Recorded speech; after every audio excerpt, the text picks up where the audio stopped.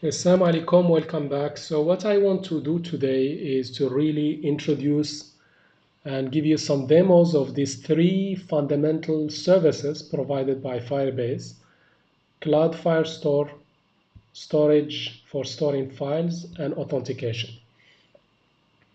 So let's first introduce what Firebase cloud services are.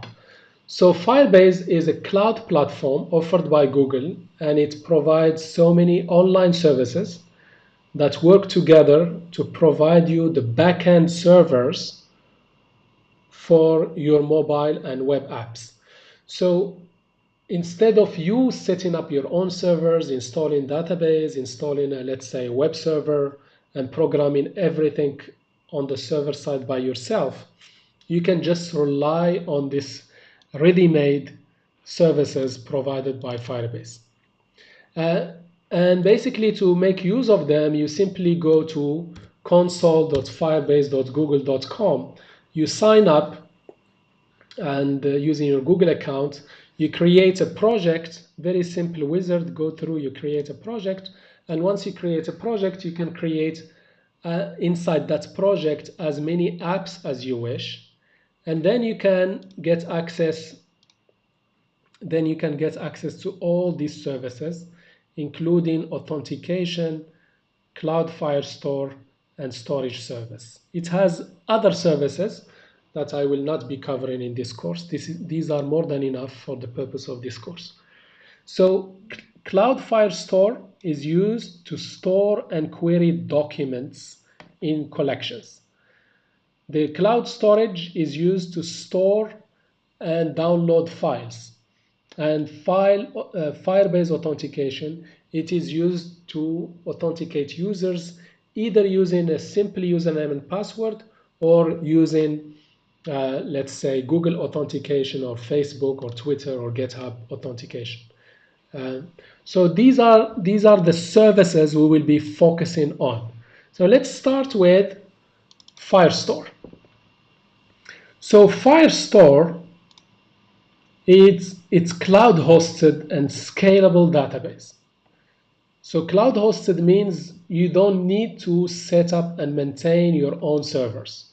Just go ahead and use Firestore. It's already available, and it's scalable, which means it can handle millions, if not billions, of documents, and it can handle thousands, if not millions, of concurrent users, because this is managed and hosted by Google, and it provides near real-time update and offline support. I will explain this more as we move forward.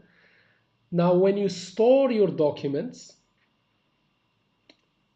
or when you store your data, these data is organized into documents. So it's not like the SQLite that we've seen last time. It's not a relational database where you store your data in tables, and tables are made up of columns and rows. Instead, you store your data as documents. And a document is similar to JSON documents you have seen before. So you put these documents in a collection, and a document can also have sub-collections. Now, when you query these documents, you have an API that Firestore provides. It does not use SQL for querying. That's why this type of databases are known as NoSQL database, which means it does not use SQL to query the data. It uses its own API. Now, you can also secure access to documents using security rules. We will not cover this, but for example, you can say users can only access documents they created by them. They cannot see documents created by other users. So you can set this security rule if you wish. Now, Firestore comes with a generous free tier. So you can have for free up to 1 gigabyte of data, 50,000 reads per day, and 20,000 writes per day, which are more than enough for small or medium application. After that, you start paying per use, and the pricing is reasonable. It's not that much. Now, as I just explained, so the data model, your database will be made up of documents, and these documents are stored in collections, and then you can use API to query and manage these documents. And a document, as you see, is similar to JSON-like objects. It's made up of keys and values. And these values could be simple data types like string and numbers. They could also be an array, or it could be an object. They call it map, which is the name and value pair. Just be mindful that there is a size limitation in Firestore, so the document cannot exceed 1 megabyte per document. So you can have millions or billions of documents in a collection, but one document should not exceed 1 megabyte. So a document could optionally point to sub-collections, but a document cannot point to another document. So these are another restriction in Firestore. So in terms of data types, you have Boolean, number, string, binary blobs, arrays, and even nested objects. Now, that is basically for a document. You're already familiar with it because it's nothing but similar to JSON-like. Now, a collection is a container where you store documents. That's it. These documents are typically very similar, and they might have slightly different structure. So for example, if you have let's say, a customer collection, you could have customer documents stored in this customer's collection. Maybe some customers only have a residential address. Maybe some customers have both residential and business address. So the structure or the schema of these documents is largely same, with slight differences that could be between these documents. Okay, now, in the app that we are building and that I will show you today, the way it is designed, we have two top-level collections. This is the same app we did last time. It's a shopping list app. Basically, I have a categories collection. Inside here, I will have categories.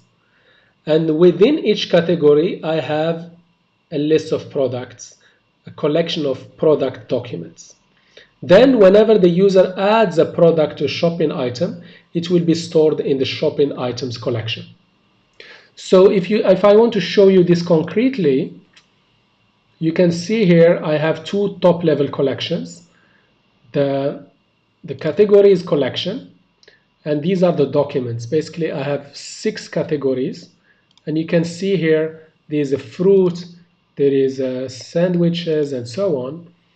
And basically under fruit, I have documents here. So for example, I have a banana, pear, and pineapple, and so on. So that is basically the way I have designed it.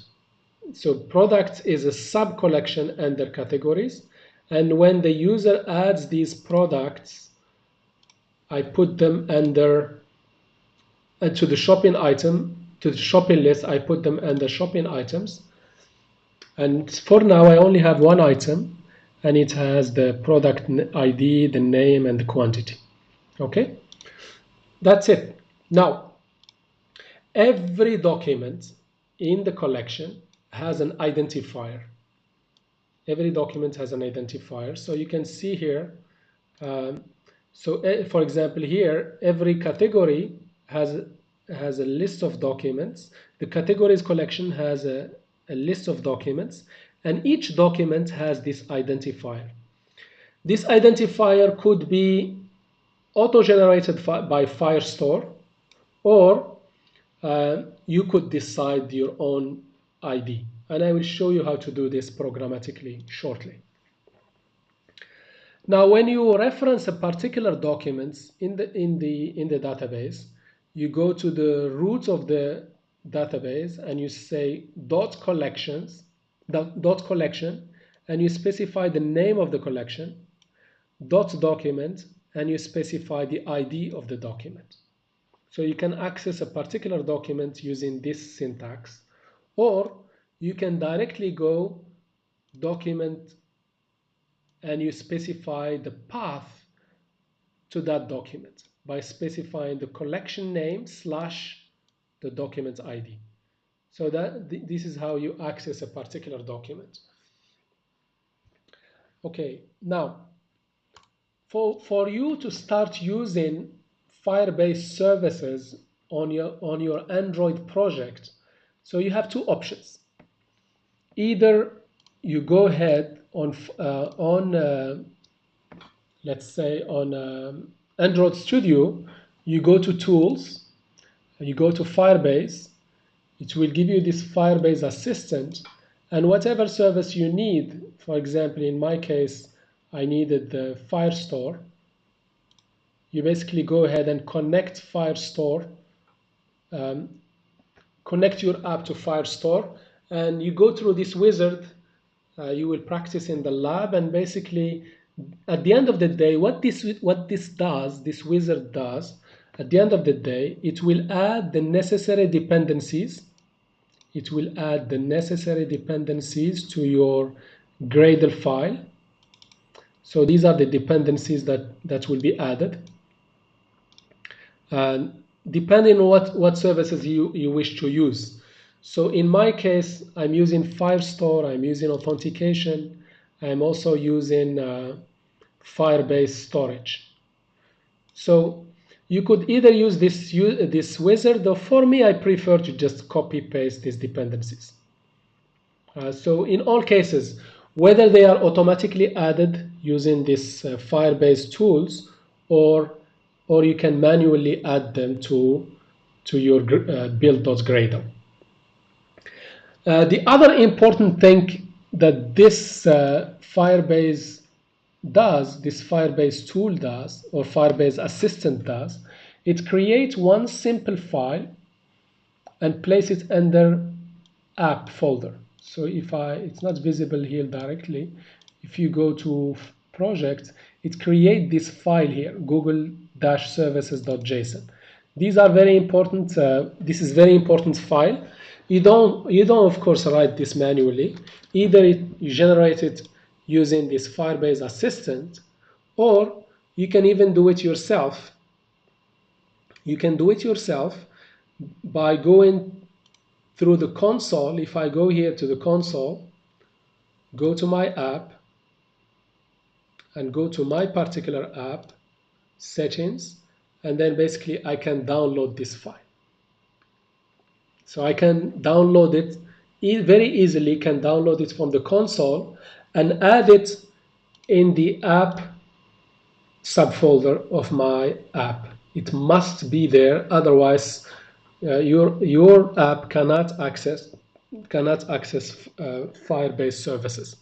So this Google-services.json could be generated either using the Firebase Assistant, or for me, I even prefer to just go ahead and download it myself from the console and basically add it to my app subfolder. And then I prefer to manually copy these dependencies into my build.gradle. So either way, the net result, you get this JSON file added and these dependencies added. You can either do it manually, or you can do it using the Firebase Assistant, and you will practice this in the lab. And in here I listed all the dependencies for your convenience. Now let's start looking into how we use Firestore to do CRUD operations, to create, read, and update documents. So the first thing you need to do is to go ahead and create data classes that are mapped and have the same structure as your Firebase documents. Luckily, these data classes for our app, we already have them from previous example that we did when we covered room database. Allahu Akbar. So if I go here, these are my data classes. They are exactly the same. Of course, you don't need this entity and this stuff. This is I left this from previous from the previous project. I left them because I may want to use both local database and the Firestore. The only thing additional I have added is I added this at document ID annotation. I added it to my ID property. And this is very, very useful because basically, take a look at this. If I go to Firestore and I go to categories and I go to a particular category, for example, here is the category fruits. You can see in this category fruits that there is no ID property. There is no ID. And basically, when I read this document, Firestore will automatically write this document ID. It will automatically write this document ID to my ID property. So how do I ask Firestore to do so? By going to my ID property and annotate it with at document ID.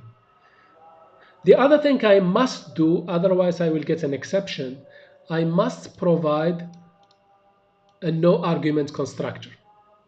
I just have a constructor that does not accept any parameters, and this is needed by Firebase deserializer to convert from a document to an object and vice versa. So it needs this no argument constructor. And I do the same for all my data classes. Here is my ID annotated with at document ID, and here is my no argument constructor. I need to do the same for shopping item and do the same for user. In here, this is interesting. Take a look at this. I don't want the password to be stored in Firebase for security reasons. So I can add this annotation at get exclude, and this will, when I store a user inside the users collection, as you see here, when I store a user, you can see the password is not stored. The email is stored, the first name and even the address, as you see here, but everything is stored except the password. Okay, so that's it for the data classes, normal classes. The only thing really extra is annotating IDs with at document ID. And if you don't want certain field to be stored, you annotate them with at get :exclude. Okay, now once you have your data classes defined, you are ready to start reading from Firestore collections. So how do we read from a Firestore collection? Super easy. All you do, you go to firebase.firestore.collection and provide the name of the collection you want to read from. So in our case, I want to read from the collection, the categories collection. So just this simple line here gives me a reference to my category collection. And then if I want to get all the documents, all I need to do, I basically go to my category collection ref and do get. And because this is asynchronous, I'll have to do a wait for it to complete. And this will return me all the documents in this collection. Now, I don't want to return them as documents. I convert them to a list of objects of type category. Simple. That's it. If I want to sort the results, I can do so by putting this dot order by. And then the results will be sorted by name. That's it. Now, if I want to access documents in a sub-collection. So you see here, in here I have, let's say, fruits category. Under fruits I have product sub-collection. And under product sub-collection I have all these documents. Each of them represents a product. If I want to read these, I need to basically go through this hierarchy. Go to categories, jump to a particular category, and then get the products belonging to that particular category. So you can see here, I go to my category collection, go to a particular category document, and once I reach there, I go to the products collection under that document, and I get all the documents inside this sub-collection. I can also, if I wish, order by name, descend in order. And then once I get the list of documents, I basically return them as a list of objects of type product. So very simple. Using a get, I can basically return all the documents in a particular collection or a sub-collection. Now you might be wondering how I can filter and only get a subset of documents that meet certain condition. Yes, you can do so by using .where. For example, in here, I only want a particular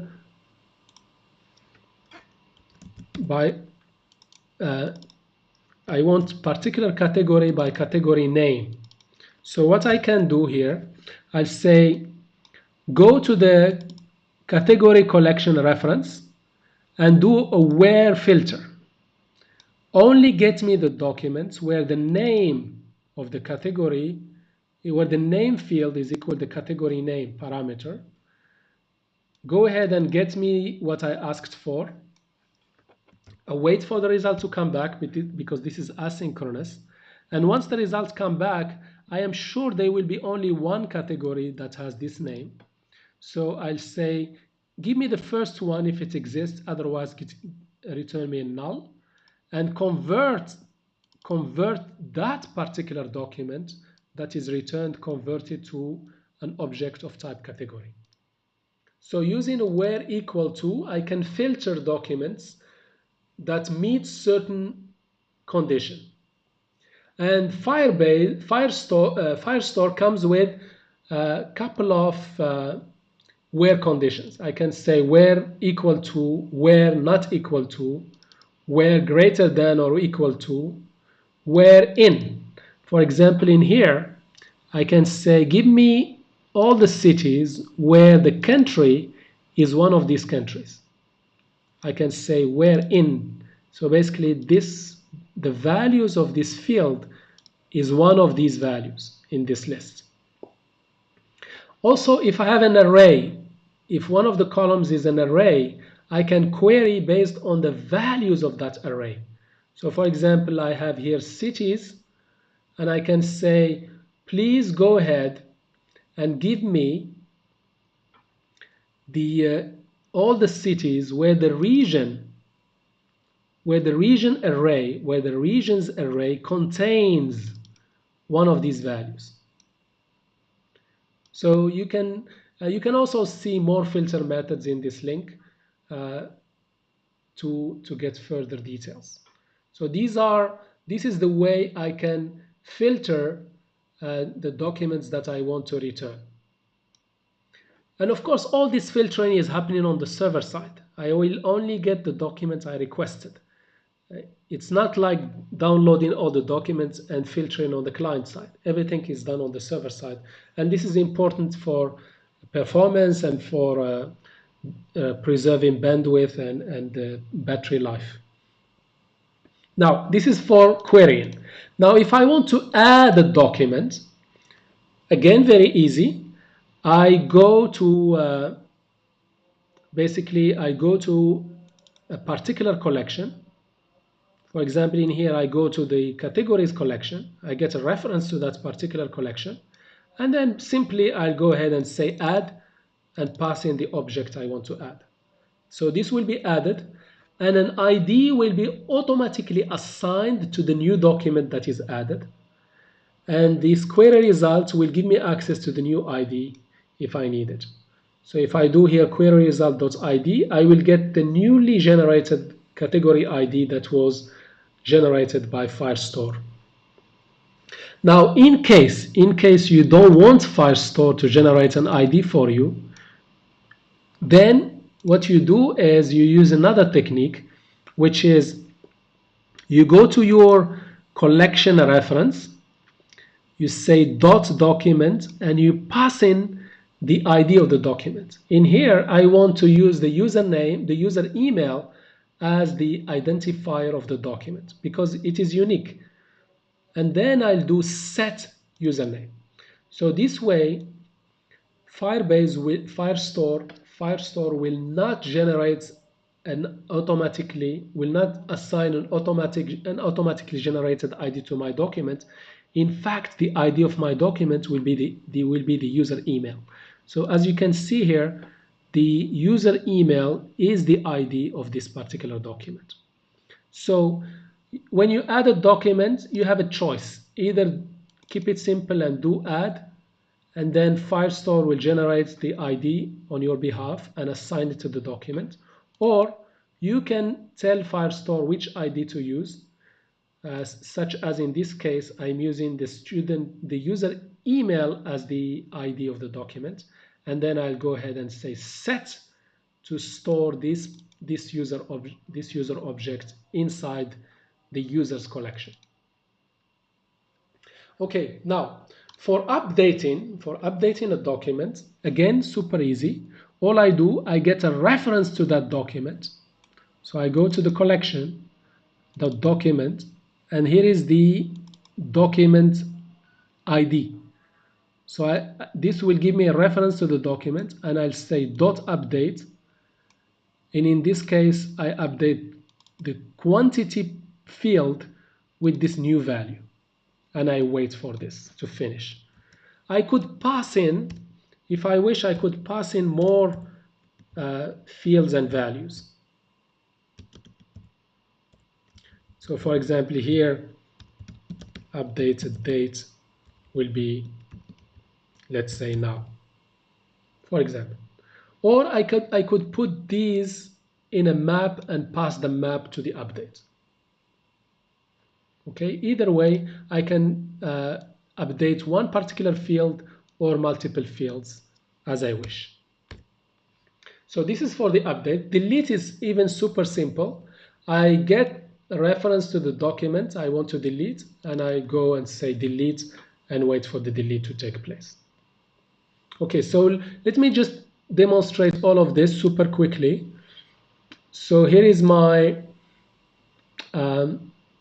shopping item here, and here is my app.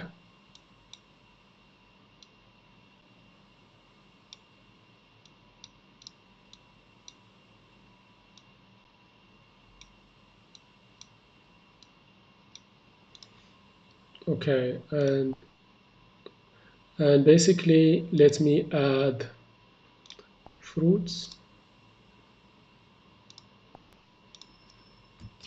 and go ahead and add. So you can see here a new document is added, and I can basically update. You can see here the quantity gets updated as I change, and I can add another one. Let's say snacks.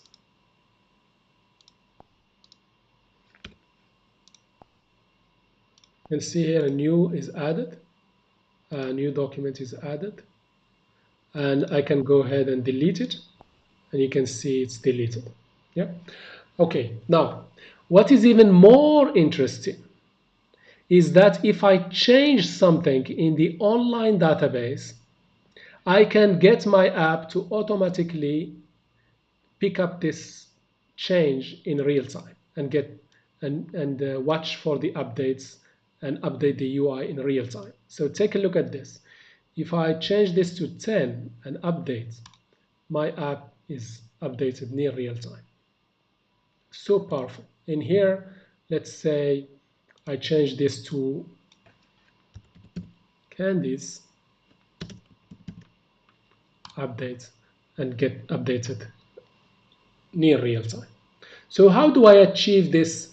Watching this collection, and whenever it change, watching this collection only the ones that belong to the current user. If I go to this one, this does not belong to the current user. If I change it, my app does not care because it doesn't belong to this current user. So I'm watching I'm watching the document that satisfy a particular condition, and whenever they change, I get notified. The server will push to me the new changes, and I can reflect them on my UI. So how do we do this? Very easy. So what we do, we create a query. Here is a query. And a query is nothing but go into the collection ref, and here I am saying only give me the shopping items belonging to this particular user. And then I go to that query and say add snapshot listener. Add snapshot listener. And this will basically observe the changes to this collection, and whenever there is a new document added or a document updated or deleted, my app will get notified. And the new list will be assigned to the snapshot parameter here, and I can take that snapshot parameter and convert it to a list of objects, assign it to my observable list, and you know the UI is already watching this shopping list because it's an observable live data, and whenever it changes, the UI will be updated. And this applies for add, update, and delete. So you can see here, let's say if let me add another one here. Vegetable, let's say carrots 10, add. See here it's added. And then here is my carrots 10. And I go here and delete this document, gone. And this is deleted from my list. You can see very, very powerful. In few lines of code, I am able to observe the changes of a collection, or even for a particular, I can observe one particular document and get a near real-time updates. Whenever that particular, whenever that particular collection or that particular document that meet this condition, changes, the app get notified. Okay, that's it for the Firestore. Now let me give you a glimpse of the Firebase Cloud Storage. So Firebase Cloud Storage is used for storing files. So it's like a Dropbox, kind of. You just put files in there. You can store them and retrieve them. As you can see here, if I go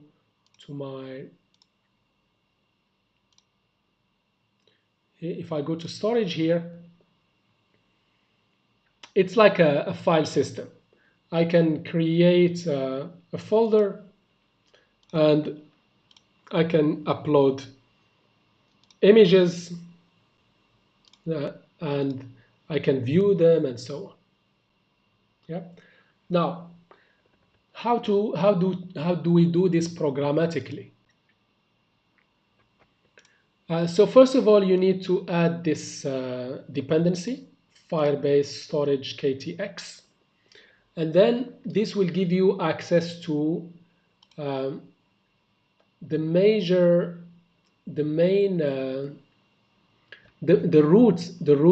route that you will be using to interact with the Firestore is, let me show it to you. Here it is. The route you will be using is this one. Here it is. That's it. That's all you need. This line here. Let me just put it here.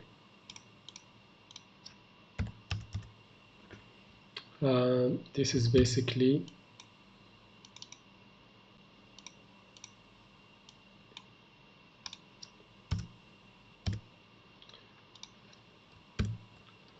This is your storage ref.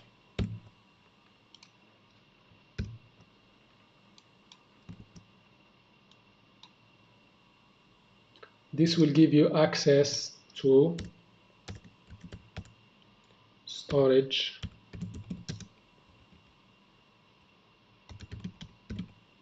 reference.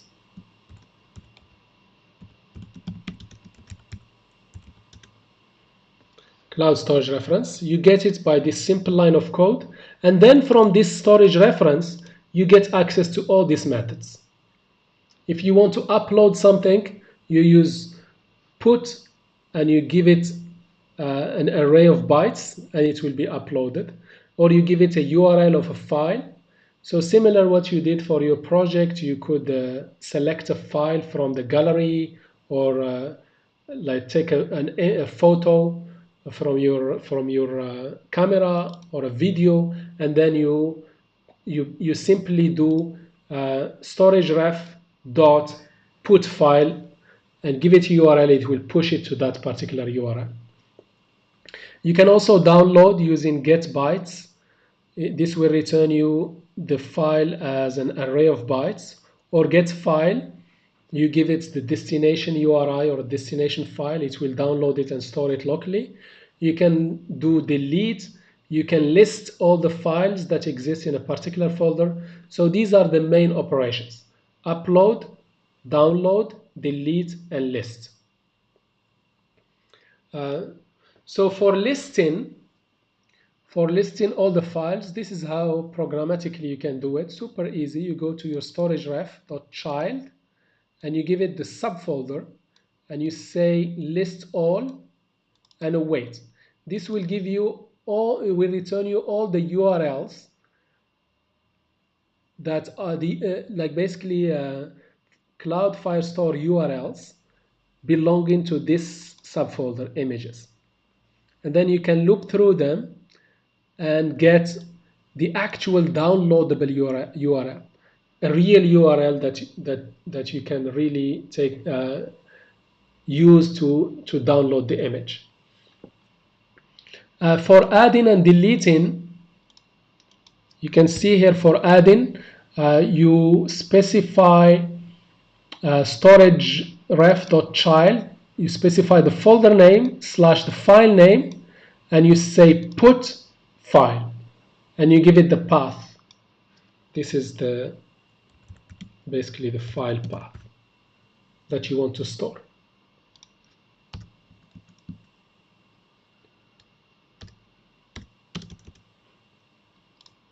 Now if you want to delete, as you see here, you basically go to storage ref.child, you go to the subfolder and the file name, and you go ahead and delete. For downloading, as you can see here, you go to, again, storage ref.child, and you specify the folder and the file name you want to download, and you say get bytes. You need to specify the maximum download size.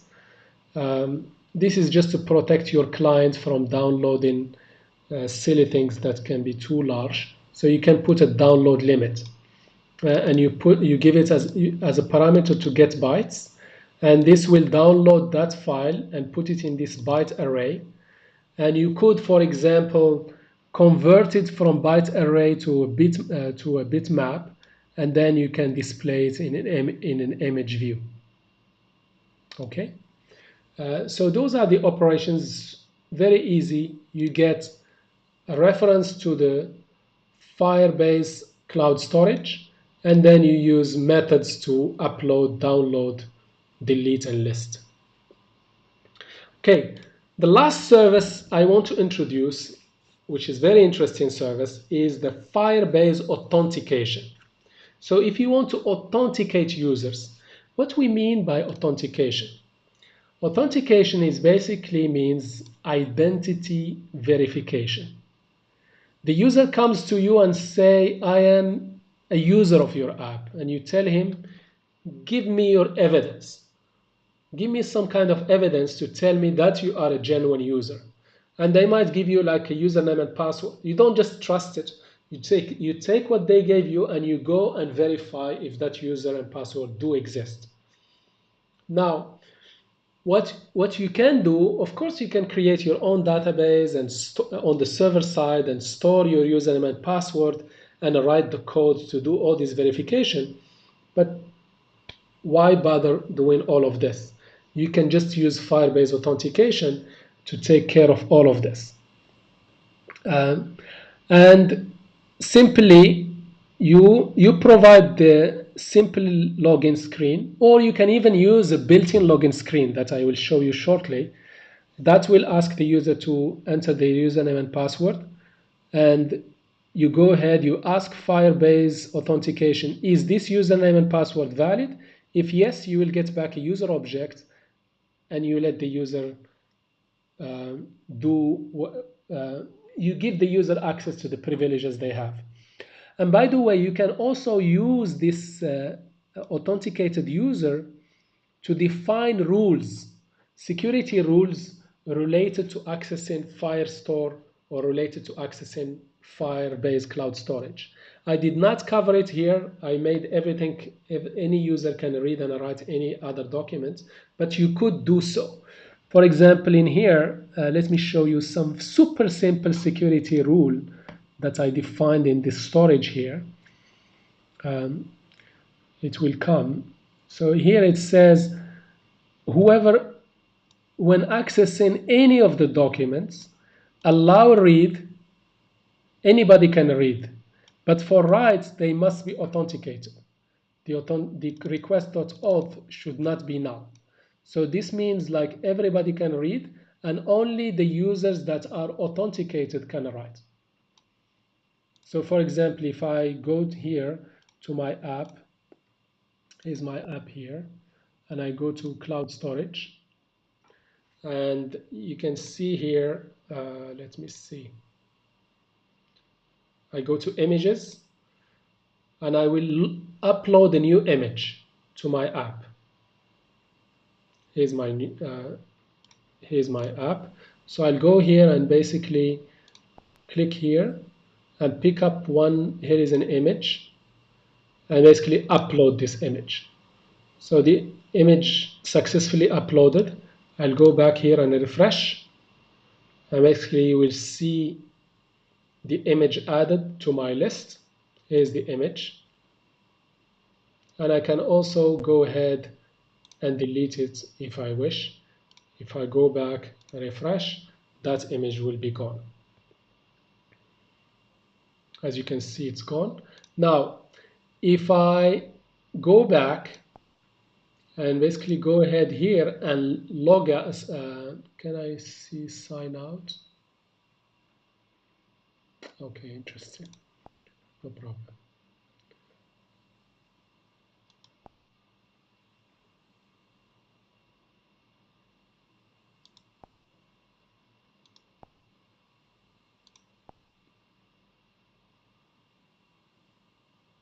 Okay, I will explain this shortly.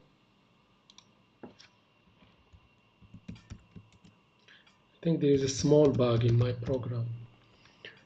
Okay, next. I will explain the authentication now. This is pass 1, 2, 3. Login.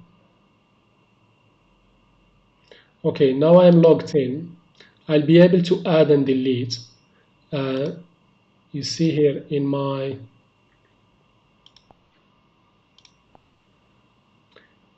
let's say if I go to my cloud storage, I should be able to upload a document here.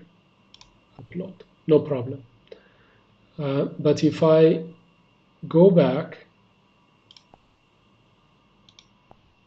and sign out, which means I'm no longer authenticated now to the app, and I'll go to cloud storage, and I try to upload. See here, user does not have permission to access this object. Let me say try to upload. Yeah, the upload will basically fail. The upload will fail. I am not handling the exceptions nicely here, but the upload is failed because I am not authenticated. So authentication not only establishes the identity of the user, you can also use it to define rules, security rules, to allow users to access particular services. Particular Firebase services such as the Firestore and the cloud storage. Now, for authentication, you could use a simple, here's the authentication. You could basically use a simple username and password, like for example here,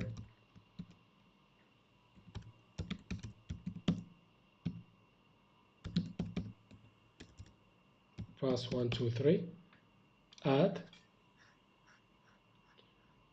I added a user here, super easy, and I can go to my app and basically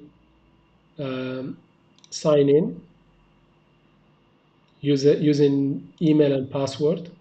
So I'll do here at qu.edu.qa and next. And then it will say here pass123 4, sign in. See here password incorrect because the password is 123, sign in.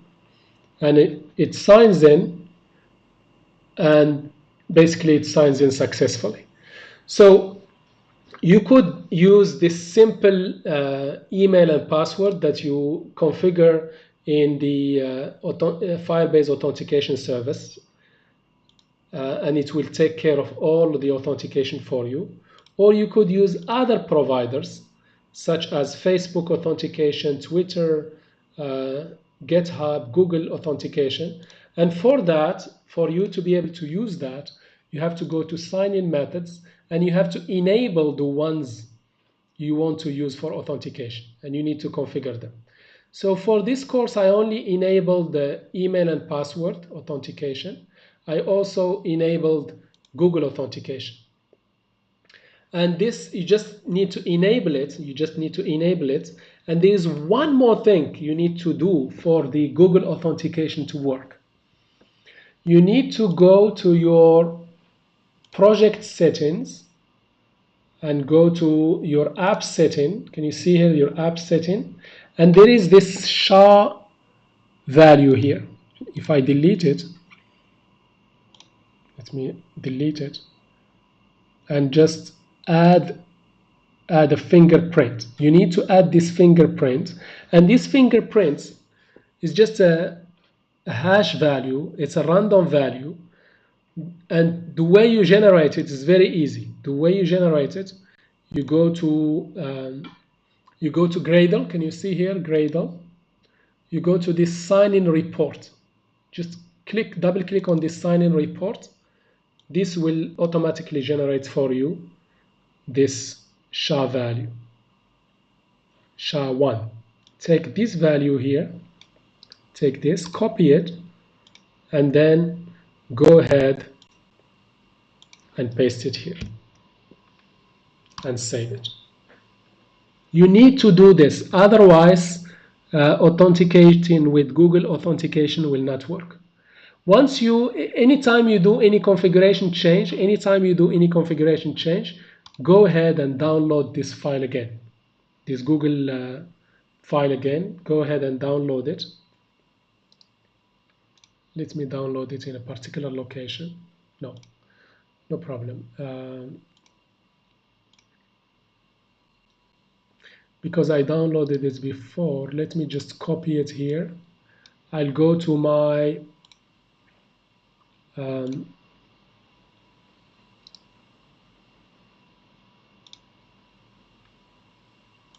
okay, let me just remove the old one. Just rename this one to. So I downloaded it from the console. Whenever I make any configuration change, I copy it, and then if you remember, I must paste it under the app folder. So I go to the app here and paste it. It will say, do you want to override? Yes. Now if I do this, khalas, I have now successfully configured the Firebase authentication to use two methods of authentication. The email password authentication and Google authentication. You could use others. It's very easy. You can just go ahead, learn a little bit the documentation, what configuration you need to do, and you can make it very super easy.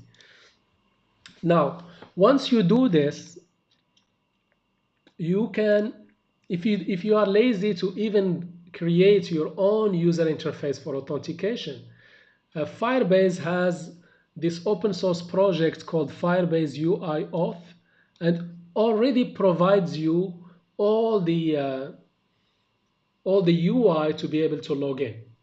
So all you need to do to get this nice login interface with zero, this interface you didn't build yourself. You just you basically add dependencies. So you can see here, if I go to my dependencies, build.gradle, you can see here I added Firebase UI Auth, and this will give me a user interface for authentication. And then with this very simple code, you can just copy paste it. I'm saying I want the authentication to work for using email and password and using Google authentication. These are the two providers. I could add Facebook, Twitter, GitHub, and so on, some other authenticators. And I'll say, go ahead and build the user interface for me to authenticate using these authentication providers. And this will build this interface and start this activity that you see here on the right. So this simple code, you just copy paste it, and then once the authentication is finished, is completed, if everything went well, you will get a result code, check that the result is equal OK, and then you will get the user object that was returned by authentication. That's all you do. This simple code will give you this very sophisticated login using different providers. So you can see this is exactly what I did. So let me just let me just rerun my project since I have changed the configuration,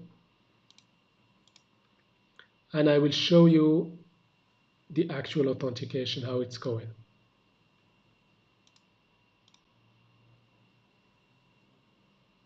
Oh, sorry, I need to, yep.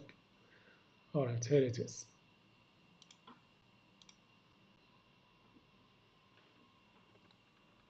Okay, so once it runs, it will show me the various providers that I have configured. In my case, only two providers, email and password and Google authentication.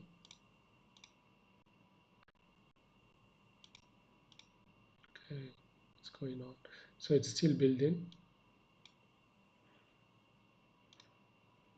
Okay, here it is. Okay, now what I can do now, I can basically log out, and I want to sign in using Firebase UI.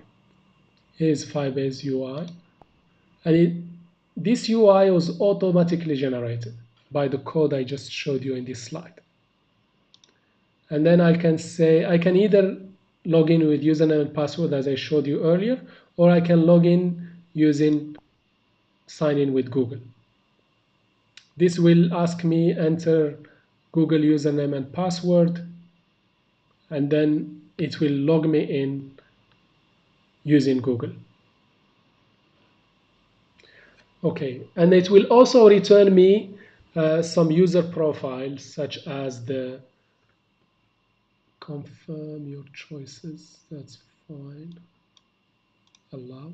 So it's just asking me, do you trust this? And it's going ahead and authenticating me because I did this before, and it knows that my name and my Gmail address in here.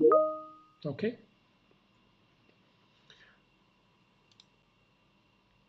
Okay, just check there is a message here. Okay. All right, that's it. Now, if you want to do authentication yourself, let's say you want to do authentication yourself, you don't want to use this built-in UI. Again, very easy. All you do, go to Firebase class.auth.signin with username and password. Give it a username and password and wait for the authentication to take place. If everything goes fine, you will get back a user object. Otherwise, you will get a null. So if you have your own, like in your project, you have your own login interface already, you can just call this method to authenticate. Now, if you want to create a new user, a brand new user, all you need to do, Firebase Auth and sign up the user. Create user with email and password. Give it the name and the username and password. Create the user. And then if you wish, you could add more details about the user, such as the display name and the URI, the photo URI. And then you go ahead and update. You go ahead and update the profile. So first you create the user using email and password, and then you can add further details to that particular user. If this is not, unfortunately, this profile, you can only have display name and photo ID. If you need more details, if you want to add more details to the user, such as a role, such as an address, phone number, and other details, all you do, you create a collection in Firestore and add more details if you wish. So here is a user collection, and in here I added further details such as the role, the address.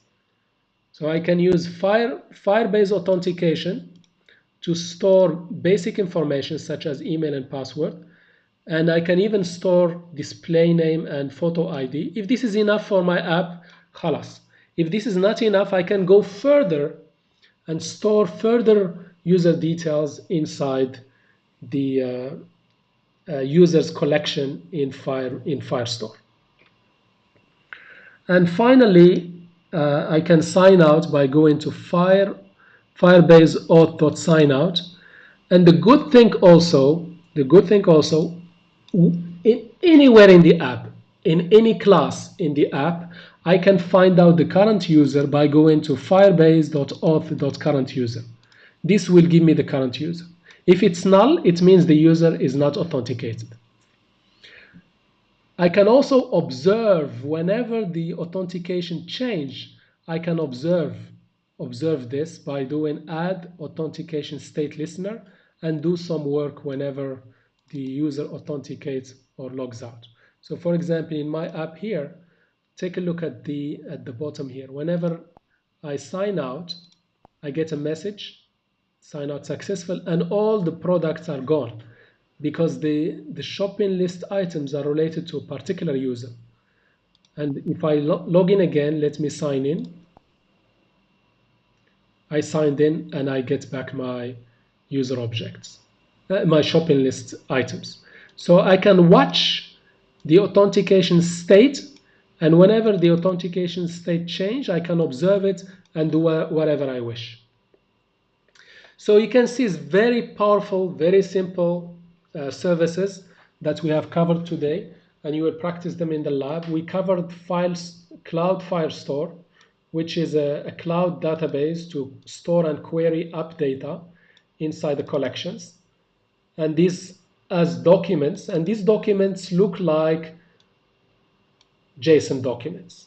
I can use Firebase Authentication to authenticate users, either using a simple email and password, or I can use identity providers such as Google Authentication, Facebook Authentication, Twitter, GitHub, and so on. I can also use Firebase Cloud Storage to store and retrieve files from the database, from the cloud, from Firebase Cloud Storage. So this is a summary of these powerful services. So I hope you are impressed and motivated to learn more about them. Please go ahead and take a look at these slides more closely. Take a look at the provided example. Practice this in this week's lab, and also practice it in your project, as I will be releasing the base solution shortly. And also I added here some further resources and references and code labs if you want to practice more and learn more about it. Okay, thank you very much. That's it for this session. So go ahead and enjoy your lab. And then in next session, I will do quick review and answer any question related to this.